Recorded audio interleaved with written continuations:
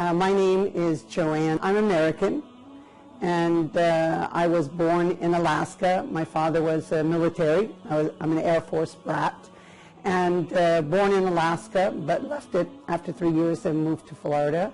My father is American, family traced back to the Mayflower. My mother was from Germany. She met my father during the war. My mother was the only one who left Germany. All our other siblings are in Germany. And she raised us as Americans, speaking English only. And they were both Lutheran. We were raised in a Lutheran church. It played a big role in our family, in our lifestyle. We went to church. My father was usher, and my mother was a Sunday school teacher. Both of them sang in the choir. So, and the friends of the family were all from the church. And we had a happy childhood and didn't feel anything out of place. After my parents got divorced, I wouldn't say my mother left Christianity. She still believed in God, but she stopped going to the church.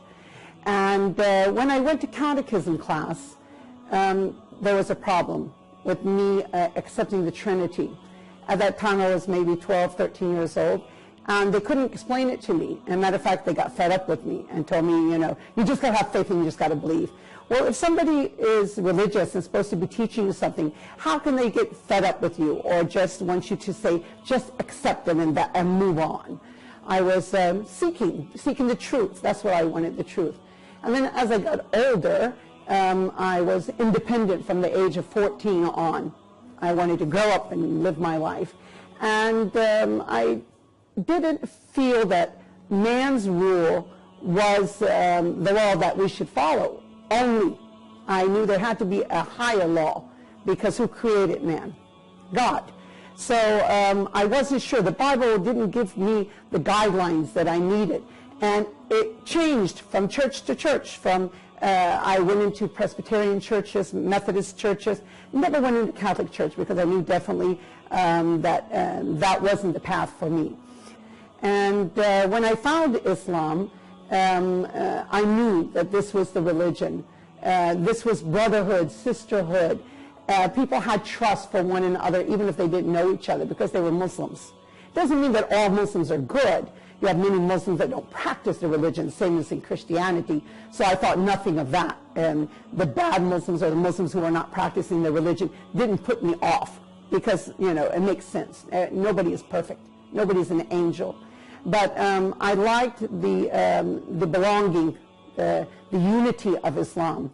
And the directions, the guidelines came from God. And we had a real life person to follow, examples. And that was the Prophet Muhammad, peace be upon him. And his character was something that was amazing. We had details of his character and how he lived his life. So we had something to look up to guide. It's not just the Quran. We had a true guidance. And that's what let me accept Islam. And that gut feeling came to me when I was in a disco. I was in Tampa, and it's where I learned about Islam, and I moved with the students to Miami. Whoa, Miami in the early 80s, the best place to be as far as party, and that's what I was at that time, a party girl, loved to dance. And it was in a disco that when they came around and asked what drinks you want, I said, Pepsi, water. And everybody looked around at me and said, are you okay? And I'm like, yeah. Then somebody comes to ask me to dance, and I'm like, no. Like, that's really strange. You know, I get up and dance with probably the devil himself if he asked me to dance. And then I felt I'm not in the right place. I shouldn't be here. And I said, I'm going to go home.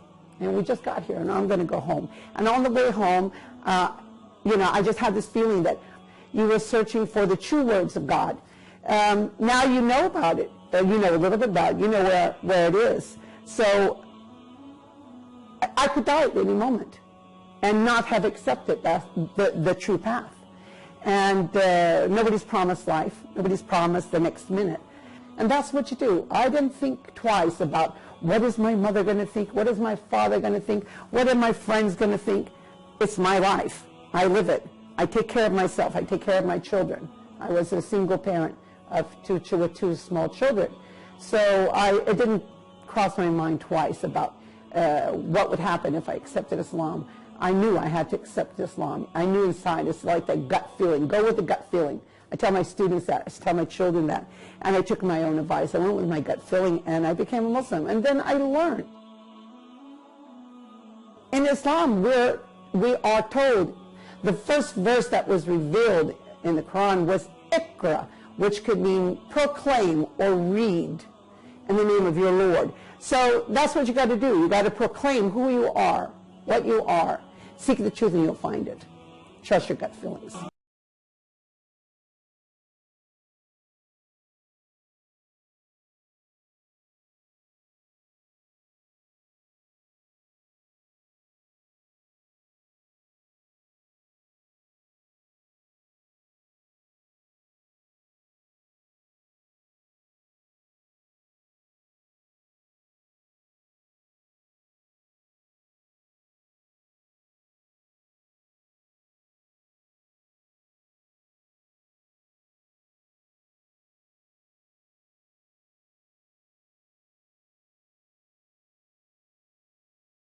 Bahwa kami di Front Pembela Islam, begitu juga di GNPF MUI, ini sudah punya komitmen. Artinya dimanapun terjadi bencana, apakah itu kebakaran, apakah itu kebanjiran, apakah itu gempa bumi dan lain sebagainya, kewajiban kami untuk ikut secara proaktif turun membantu saudara-saudara kita yang menjadi korban. Bahkan dalam konsep kemanusiaan ini kami nggak memandang suku maupun agama. Sekalipun bukan Islam, kalau memang terkena musibah kebakaran, kebanjiran, akan kita bantu.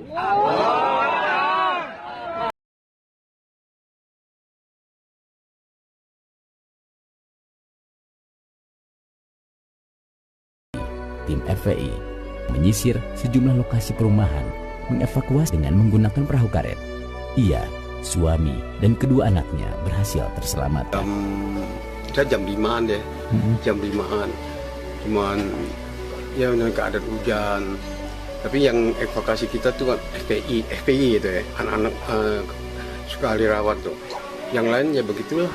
Nah, terus ya sampai sana juga enak juga ya, dilayanin, dikasih makan, minum, ada. Puji Tuhan benar tuh. Jam 10 malam minta makan itu kasih. Kebetulan ada anak dua itu baik tawarin. Mau nggak saya bikin ini apa aja boleh dah, yang penting.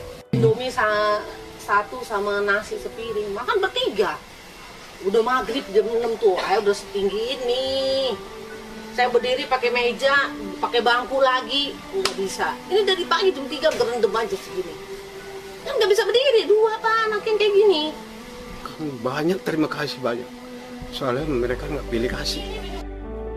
Mereka tuh yang penting nyawa ditolong. Di perahu sampai penuh, Pak. Yang lain batasin perahu, tapi mereka sepenuh mungkin nggak bisa mungkin. Jalan dulu gitu. Itulah saya terima kasih banyak sama mereka. Kita nggak bicarakan beda ke bangsa ya.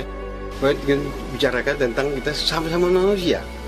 Tapi selama saya di sini juga nggak pernah ribut sama mereka tuh. Saya di sini 30 tahun.